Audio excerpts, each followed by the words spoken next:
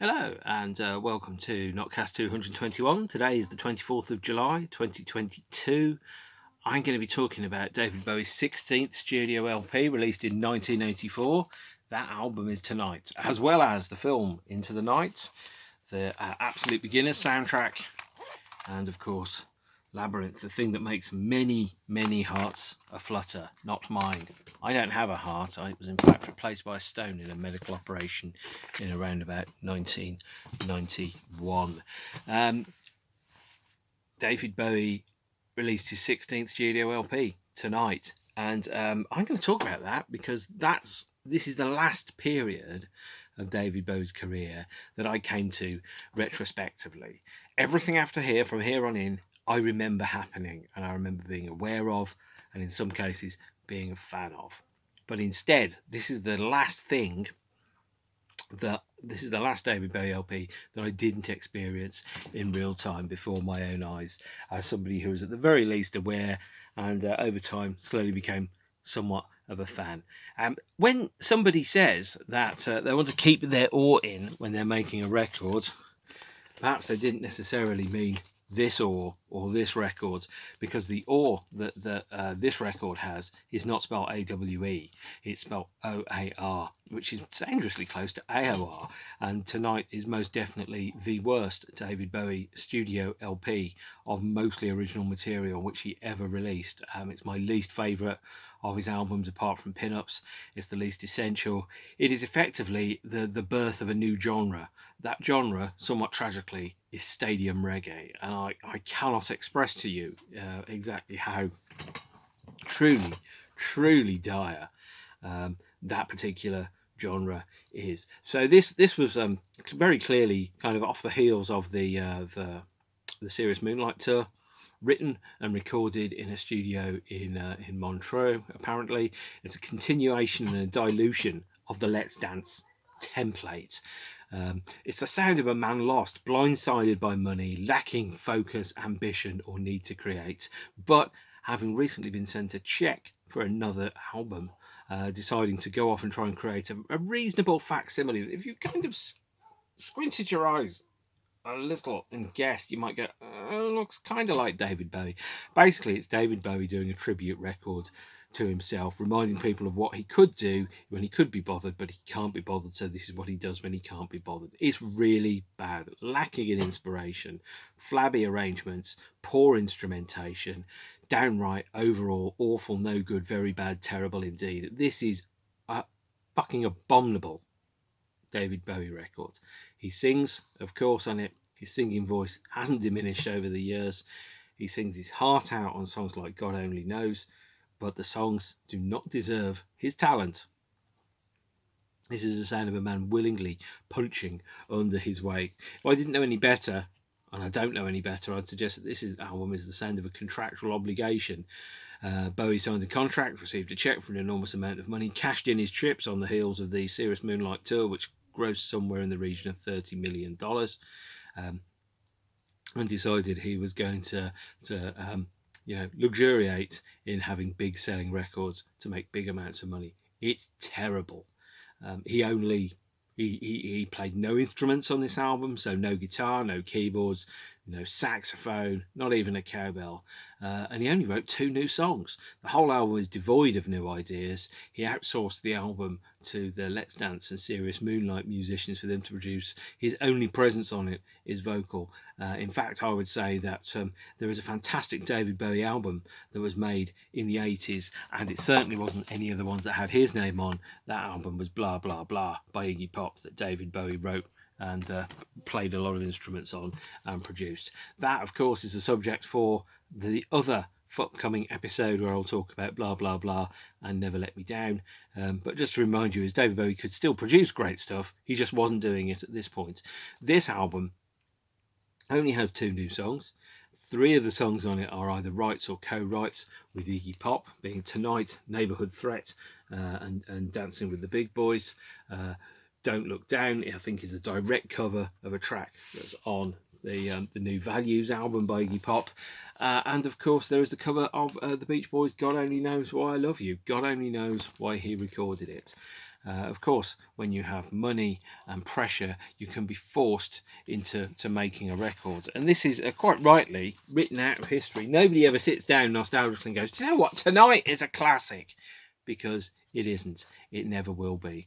There's, if you took the extra songs that Bowie recorded in 84, 85, 86, soundtrack material, move some of the less good songs on this onto B-sides of singles, you'd have a pretty good David Bowie album, and you'd have actually one of the best David Bowie songs of all time on there. But this is not that album. Tonight is an album that is the sound of a man that very clearly wants to access your bank account. It's not quite at the point of doing concept albums about sad whales, but it's not far off. This album is a concept album about what happens when somebody writes you a check to make a record for an enormous amount of money and you feel obliged to produce commercial product. It's fucking dog shit. No two ways about it. Really bad. The singles off the album, there are 3 main singles off the album. I think there's Blue Jean, Loving the Alien, and Tonight, of which Blue Jean and Loving the Alien are pretty good, and Tonight, not good. Not good at all. It's very difficult to be bothered about an album when the artist themselves is obviously not that bothered about producing good, worthwhile material, and he isn't on Tonight at all. There's an element of going, well, an album's got to be 35 minutes. This will be about 35 minutes, 36 seconds. Will that do? It kind of feels like rushed homework, and you half expect him to tell you that actually the dog ate all the good songs. And this is what he came up with at the last minute. It's the sound of a man racing to a deadline to hit a commercial pressure and to make sure that he doesn't have to return the check for an enormous amount of money that no doubt has come from Parlophone Records or EMI, whoever. And in fact, if there's a concept behind this largely forgotten album, it's that this is the sound of a man with nothing to say, saying it very loudly, capitalising on success in order to put money into his bank account now that he's no longer beholden to his former paymasters. It's all technique and no sincerity. Everything on here as a record is artifice. Even the song which, people talk about, God Only Knows, the Beach Boys song, as being one of the most incredible love songs of all time. That's debatable.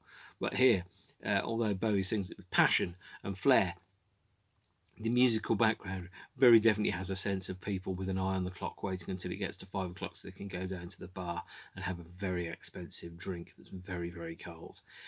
It's just really bad. In an interview with Musician magazine in 1987, David said, "I thought it was a kind of valiant effort, a kind of pin-ups, but it isn't. It's product designed to sell copies. 5 of the 9 songs on here are either covers or co-writes. There's a whole bunch of leftover songs that he wrote during these sessions that later turned up on the Iggy Pop album, Blah Blah Blah, are also produced by David. And generally, it's terrible. The impression I get is that Bowie was quite happy to outsource the music and the production and the passion of the album to others, whilst he cashed the checks, and it's just really, really bad. So I've spent 8 minutes telling you it's really bad. I've not been telling you why it's really bad. So there's 2 really brilliant songs on this album, maybe in fact 1.5 if we go for it. The first one of the forgotten songs, I think, and regarded as perhaps a classic, is "Loving the Alien," the 3rd single released from the album, and here is the rather wonderful gatefold 12-inch version of "Loving the Alien," which I spent a whole pound on this. Again, quite why Bowie decided that he wanted to be portrayed in blue in stained glass, I don't quite know. This is the gatefold version of the album, the 12-inch. And I should point out, there are no B-sides on this album. All the B-sides are remixes of album tracks. So even though that there's money and time and attention being lavished onto this, what they're not doing is giving you anything that's actually tangible, that's not worthwhile. There's a distinct lack of inspiration. I would go so far as to say "Loving the Alien" is easily the best song out of these sessions. It's the only one which Bowie played played live regularly. I think he played Blue Jean a little bit and Loving the Alien far more often. But everything else on the album, I think he sang Tonight once in a duet with Tina Turner live at the Birmingham NEC, which was about 6 miles away from where I was living at the time. But I was, of course, oblivious and 11 years old and interested in Ghostbusters. So this is Loving the Alien, the third single from the album. Has 2 remixes, an extended dance mix and the extended dub mix on there, as well as on the B-side the extended dance mix of Don't Look Down. None of them are particularly good. Don't Look Down, of course, being by Iggy from the New Values album, written by Iggy and James Williamson, Stooges. I love the Stooges. This is awful. This is like if someone said, right, I want you to get a load of coke-addled millionaires to make the most inoffensive, bland cover version of any Iggy Pop or Stooges song you can ever think of. And kind of like, I don't know, if Stryper had rewritten I Want to Be Your Dog as I Want to Be Your God, and written from the point of view of God talking to the lost sheep in the field. Let me be your flock, let me be your rock, etc. Don't Look Down is not perhaps the worst cover version ever recorded, because of course there's always Crazy Frog's version of the Axel F theme, but it is most definitely amongst the worst 9 on this album, of which of course there are only 9 tracks. Tonight is basically a covers album, and it's a bad one at that. Loving the Alien, by the way, is a brilliant song. I think it's Bowie kind of setting himself almost a little bit as an alien, following on from the themes that he had in The Man Who Fell to Earth and Space Oddity and Ashes to Ashes and a number of the other songs, talking about himself, perhaps possibly in the third person. It was clearly his favourite song from the sessions. He regarded it as the best of the songs. He regarded it as almost a self-confessed epic, I think, a song where he's straining for brilliance and sometimes almost achieves it. The lyric is a very interesting one. Primarily because it's one of the very few Bowie songs where he addresses religion, and he talks about religion as being a totem of belief and morality and ethics, almost people using religion as a way of guiding their thought processes and the way in which they treat their fellow humans through life. But there are elements of it where he addresses Israel and Palestine, and they are some very interesting kind of lyrics.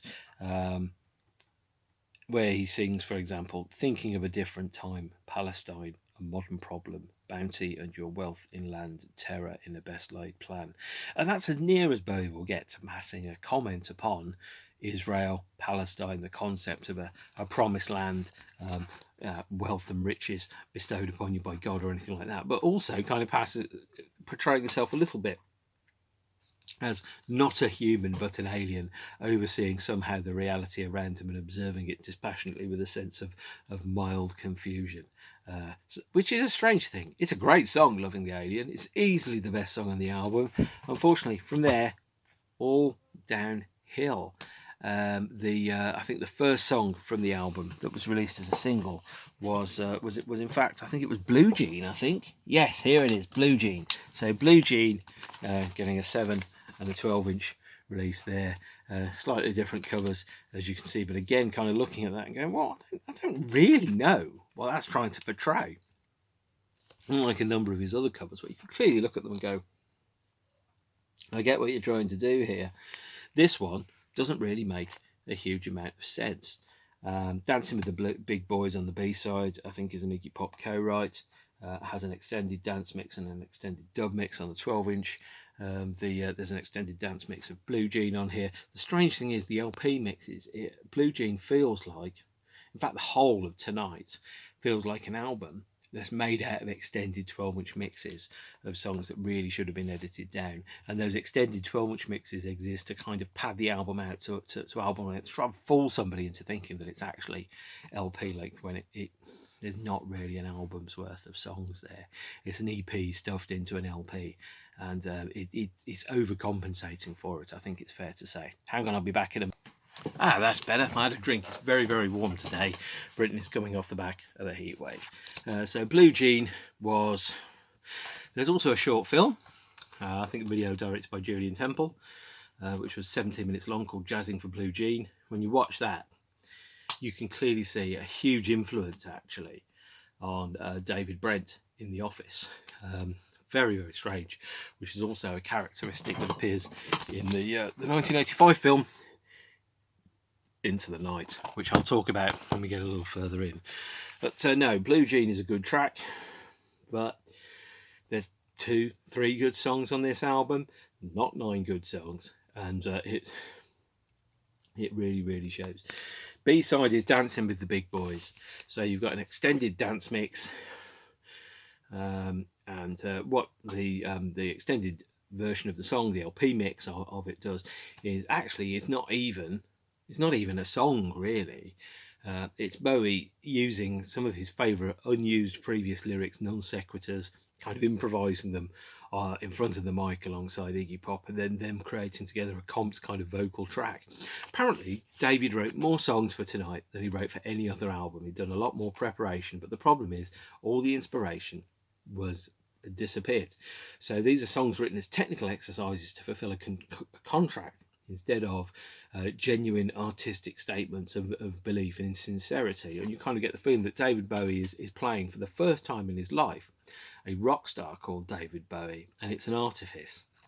The second time that he did that, which was in 2003's Reality album, he was playing a rock star called David Bowie, but it was somebody that he'd grown into and grown comfortable with. Whereas at this point, he's almost creating an alternate version of David Bowie called David Bowie that somehow we have to believe is David Bowie.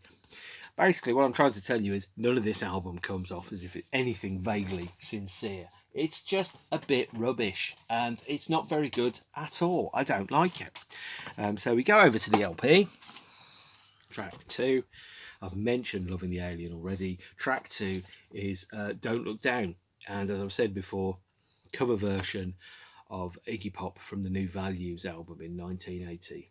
Is it any good? No, absolutely not. It really, really isn't. In fact, so you think about, well, if you're going to do an Iggy Pop song, let's make it as bland and as toothless as possible. And again, this is a cover, so it's 1979. Warner Brothers Music.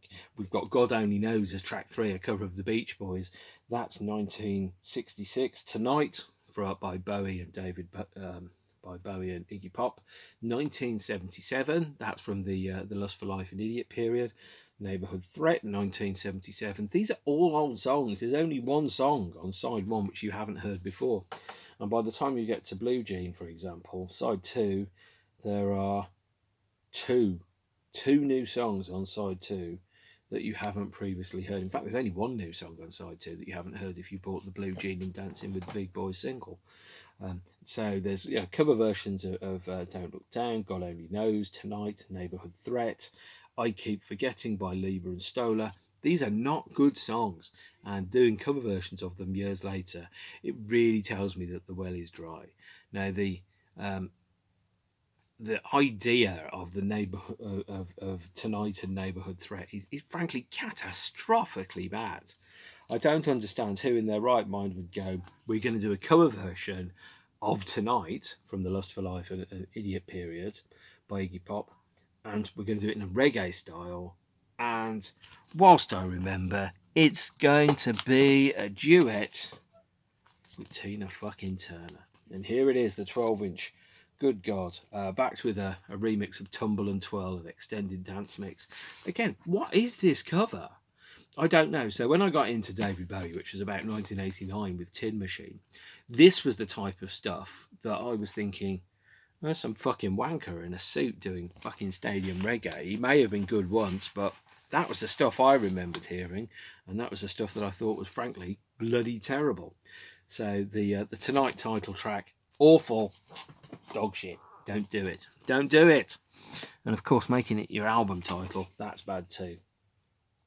And then you've got Neighborhood Threat, again another cover from the Idiot and Lust for Life era. Again, another song written by Bowie and Pop, but in 1977. Going back to it 7 years later, it's kind of like going, well, we went out for a little bit in 1977. That was quite good. Let's try it again in 1984. It's like, no, just don't. It's awful. I think Bowie said it was disastrous and it went totally wrong, and he's very, very right. Of course, this was the nadir of his Phil Collins years, when he was talking about his career and he said, well, I wanted to keep my aura in and I wanted to make money. This is what he was doing. He was pumping out this thoughtless commercial pap with no artistic integrity at all. At least in Let's Dance, you know, he got the impression that he was engaged and he wanted to make a totally new type of genre. He wanted to create some kind of stadium pop, which he'd not really had from David Bowie before, and he did it with chic in mind. Here, we've just got some kind of stadium version of UB40 with David Bowie singing, and not good UB40, if there ever was a good UB40, bad UB40, kind of I Can't Help Falling in Love, 1990s fucking awful, mindless, idiotic, lowest common denominator Mondeo rock. It's awful. If this was a genre, this would be, you know, Capri reggae. It's just dreadful. It's just really, really bad. And then, you know, your cover version of Neighborhood Threat, and you think, well, surely that's going to be quite good. That's going to have an edge on it. Oh no, not at all. Neighborhood Threat is a bad song. And in fact, just looking at the lengths of these, I mean, God Only Knows is 3.5 minutes. It feels like it's about 20 years long. Tonight is 3 minutes 42 seconds. This is a short LP. You know, side 1 is over in 17 minutes. Side 2 opens with Neighborhood Threat, which is what, 3 minutes 10 seconds. Good God, that's not very long. It feels much longer because it's so bad. You know, Blue Jean is over in 3 minutes. Tumble and Twirl is 3.5. I Keep Forgetting is 2.5. Dancing with the Big Boys is 3.5. This whole LP is ridiculously short. There's a sense that, you know, David Bowie wanted to get it finished so he could make the trip that his yacht had got cleared out of the moorings on time, and that he really genuinely didn't give a shit about the records. He only gave a shit about making the record in sufficient time. Now, for some reason, the producer was kind of asked to leave halfway through and didn't come back. I think that might have been Derek Bramble. I could be wrong. So officially it's produced by David Bowie, Derek Bramble and Hugh Bagdham. But listening to this, and I'm just kind of going, oh, really? Every time I listen to this, I hope it's not terrible. And every time I listen to it, it is. And it never, ever, ever gets any better. Even the cover version of I Keep Forgetting, the Lieber and Stoller track, which is one of the last new songs on there, it's turning a new song into an oldie. It's a cover, it's a classic B-side that people go, it's quite good for a B-side. Certainly not good enough to go on an LP. It's awful. You know, the impression I got is that Bowie was happy to pay other people to make a record for him, and all he had to do was turn up and sing the bare perfunctory minimum number of lines, and he didn't care about what it really sounded like. Because if there's one thing that comes screaming out of the grooves on this thing, it's that David Bowie was rich, happy, and he wanted to go down the bar, and he didn't want to make a record. Awful thing. And of course, the last single from the album, Loving the Alien, is the only good one that's on the album. The rest of the album is pretty terrible. Bowie instead kept his hand in by doing other things. I think because Tonight is just such an awful record, it really is that Bowie had an enormous crisis of confidence. He realised, yes, I can make records, yes, I can make money, but if I'm making records and I don't like them, what is the point? There was some discussion of releasing a remix record called Dance, which didn't come out. However, proofs for the sleeve did exist. It was eventually released on the Loving the Alien box set. So this is the cover that you would have had for 1985's unreleased remix album, Dance. The cover, the track listing of the released version of Dance is significantly different, but it does feature the remixes of Tonight, Dancing with the Big Boys, Blue Jean, Don't Look Down, Loving the Alien, Tumble and Twirl. I listened to Dance. I tried to listen to Tonight and put in maybe some of the 12-inch mixes. Does it get any better? No, it never gets anything better than incredibly bloody average indeed. And of course, this is the Loving the Alien box set that was released in 2018, which apparently was produced in smaller numbers than any of the others, and then also massively discounted at a certain point in order to shift stock. So it's now quite expensive to get because there's less copies of it, and nobody was that bothered. But there's also, of course, Tonight in the vinyl replica sleeve there, which features the track splits and so on. It doesn't make it any better. The Loving the Alien set does feature Recall 4. Recall 4 is one of the best Bowie albums. Now you'll think, oh, that's really odd, but Bowie released a number of soundtrack-only songs in 1985 and 1986 that genuinely are much, much better than anything on Tonight and would have made a much, much better album. If you want to think about it, I've produced a version, a playlist called Moving Pictures, which is David Bowie's soundtrack work from 1985 and 1986, and it is much, much better than Tonight. Think about some of the singles that he released around about that time. So he released Dancing in the Street. Okay, let's overlook that. Absolute Beginners, When the Wind Blows, the Labyrinth song, Underground, Magic Dance, all of those, and some of them are really, really good. And in fact, it's probably appropriate for me to talk about those non-album singles. But the first thing I will talk about before that is a very, very underrated contribution to the Bowie canon. This is a Jeff Goldblum film, which I think was directed by John Landis, called Into the Night. It's a crisis of confidence. It's a song, it's a film, not a song. It's a film around someone who is a tragic case of mistaken identity. There's also another film, which I can't remember who's in it now, that has a very, very similar plot. And I think it's called something like, Open All Hours or something like that. I can't remember what it is now. After Hours, Martin Scorsese's After Hours from 1985 has a very similar plot to this film, which is John Landis's Into the Night, about a case of mistaken identity and a random schlub, in this film Jeff Goldblum, being caught up and wrapped around an international espionage plot. This film has my favourite on-screen movie appearance by David Bowie. He has a 4 minutes appearance spread over about 3 scenes as a hitman called Colin, I believe his name is, and he is absolutely phenomenal in this. If I could have one film where David Bowie would play the lead to reflect the characters that he had in any of his other films, it would be his hitman, the shy, effacing, nerdy, somewhat awkward David Brent type character, a refinement of David's character in the Jazzing for Blue Jean film. His assassin, I think his name is Colin, in Into the Night, and it would have been an incredible film if I'd have been able to watch David Bowie as the contract killer from Into the Night into a whole film. As it stands, we get 4.5 minutes, but what an amazing, tantalising glimpse of David Bowie's skills. So if you haven't seen it and you get a chance to see it, it is on YouTube, by the way, his scenes in Into the Night. Watch them. He's fantastic. He's very good, He's really very, very good. I'm surprised we haven't met before. And when I watched this film, probably as a 12 or 13-year-old, because I was an avid film buff at 12 or 13, and he turned up and I'm like, oh my God, he's suddenly stolen the scene. Sometimes you think about the best cameo appearances that there are in films. An actor that only appears for one scene and is absolutely unforgettable. So we think about, what is it, one of the Baldwins in that 1992 film about salesmanship. Ned Beatty in Network, where you are fucked with the laws of nature. David Bowie in Into the Night is an incredible cameo, one of the best cameos that there is in the history of all movies ever. Absolutely love his contribution to that movie. And in this period, David kind of went back and revisited his movie career a little bit. He did the soundtrack, and he made a number of soundtrack album contributions.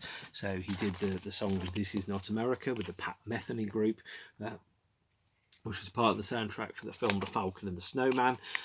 This, by the way, very underrated Bowie song. Now, you would think, are there any songs by Bowie that are underrated? This Is Not America is one of them. There's an instrumental on the B side. David Bowie does the vocal version on the A side, and it has a lovely trick. Is that I think it goes up a step change after the first verse. Normally, people change key in a song when they get to the end of the song. In This Is Not America, it suddenly goes up in the first. Just after the first chorus, and you kind of go, "Oh, I wasn't expecting that at all," and suddenly you realise all the bets are off. It's a fantastic track. This Is Not America. It took until the year 2000 for Bowie to play it live, I think. I did see him play it when I did see him live in the year 2000. He also did, and that is a fantastic day's work, he recorded 2 songs on one particular day in 1985. The first of those songs was Absolute Beginners. This is David Bowie's. It's an incredible song. I absolutely love this song. It's one of my very, very, very favourites of his. I'd easily put this in my top 3. It's one of the finest love songs of all time. You know, that line about "I've nothing much to offer, there's nothing much to take, but I absolutely love you." And it's just one of the most incredible songs about falling in love with anybody that's ever been written, ever in the history of mankind. What an incredible song this is. And of course, in the afternoon at 5 p.m, same day, David Bowie had a guest in the studio, Sir Mick of Jagger, to do this not so amazing song, Dancing in the Street, which was then a song where all the contribution from the donations and the profits all went to Live Aid. So imagine recording in one day Absolute Beginners and Dancing in the Street. A good day's work by any standards. Also, the personnel on the Absolute Beginners record, guitar by Kevin Armstrong. His name will appear again. Kevin was guitarist with David between 1988 and 1992 when David worked under the Tin Machine name. Also, we had Steve Naive, Rick Wakeman repeating his earlier appearance from Stylophone on Space Oddity, although this time he is on keyboards. And of course, Gary Barnacle. Gary Barnacle, if you've ever heard a song with a sax break-in recorded in the 80s, it is 97% certain that Gary Barnacle was the saxophonist on that track. No, this is Absolute Beginners was the title track that went alongside a film of the same name, which I haven't seen since the 80s. Here's the double vinyl soundtrack. Absolute Beginners, about life in and around London in the 50s and the 60s. Bowie contributes 3 songs to the soundtrack: the Absolute Beginners title track, the track That's Motivation, which is effectively an instrumental reprise of the Absolute Beginners song with the spoken word section by David, and then the last track, Volare. Also features this absolutely incredible gatefold with words of wisdom from David himself, which is, if I remember correctly, "I don't sell things, Colin, never things. I sell dreams." What a wonderful gatefold that is, and very true. And of course, by the way, that huge typewriter was actually huge. Built on a soundstage somewhere in London for the Absolute Beginners film. And then the last, well, not the last contribution, but one of the last contributions was the title track to this film, When the Wind Blows. The soundtrack was largely by Roger Waters of Pink Floyd, or just recently having left Pink Floyd. The title track sung by David. The soundtrack album also features contributions from Genesis, which means unfortunately I have a Genesis song in my record collection. I also have a couple of Genesis songs on the Pink Floyd at Nebworth 1990 compilation album, so forgive me, it is not through choice. £2.99 for a 12-inch single. It's changed a lot. The extended mix of When the Wind Blows is again another great song. If you took this song, When the Wind Blows, Absolute Beginners, Dancing in the Street, some of the songs that were recorded for Labyrinth, and put them into an album alongside Loving the Alien and Blue Jean, you'd have a much, much better record. One almost worth listening to. If you haven't seen the film of When the Wind Blows, by the way, it's a 1986 animated film by Raymond Briggs, based upon a book or a graphic novel in those days, and it's largely a British suburban urban remake of Grave of the Fireflies, and most thoroughly one of the most absolutely depressing things you'll ever seen. And yes, I have seen Requiem for a Dream. and my bank account. The last thing that David did during this period was the soundtrack to and an appearance as the Goblin King in the film by Terry Jones, Labyrinth. Trevor Jones. Yep, Terry Jones, who wrote the script. I think that's the Terry Jones from Monty Python, by the way. It's a Jim Henson film. Executive producer George Lucas played the Goblin King, kidnapping, I think, Jennifer Connelly. David sang a number of songs on the soundtrack to this, including Magic Dance, Chilly Down, Underground, and I think Within You as well, actually. In fact, when David played Glastonbury in the year 2000, you can see on the TV footage someone has put a sign up for him to sing Magic Dance, which he didn't do. And Underground was released as a single. Here it is, the edit on the A, and the more correctly, the edit on the A and the album version on the B. And the recall disc here features all of the songs from the various soundtrack appearances. So that is Absolute Beginners, that's Motivation and Volare. The Labyrinth opening titles, Magic Dance, As the World Falls Down, Within You, and Underground. And the single version of When the Wind Blows, as well as a live version of Tonight with Tina Turner, and a live version of Let's Dance with Tina Turner. This was a really difficult period to be a Bowie fan. He was clearly in it for the money, and it showed. He had nothing to say. Most of the Tonight album was covers, and if it wasn't covers, it was uninspired stadium style reggae. Really bad, terrible material. Only 2 of those songs in any way, shape or form met what I would regard to be the quality threshold for inclusion on an album, being Blue Jean and Loving the Alien. Those are the only 2 songs that David played live after the period. He didn't tour to promote the album. He largely abdicated responsibility for the production of Tonight to other people, and his only contribution to the album was singing and occasionally writing lyrics. Even though he'd written more songs than he normally did, he was creatively far more constipated than he'd been at any other period in his life. Tonight is most definitely the worst of the David Bowie studio albums with original material that's on there. It wasn't, of course, all lost. We have the fabulous title track to Absolute Beginners. We have his contributions to the Iggy Pop album, Blah Blah Blah, which I will mention in the next episode because they bleed into something else.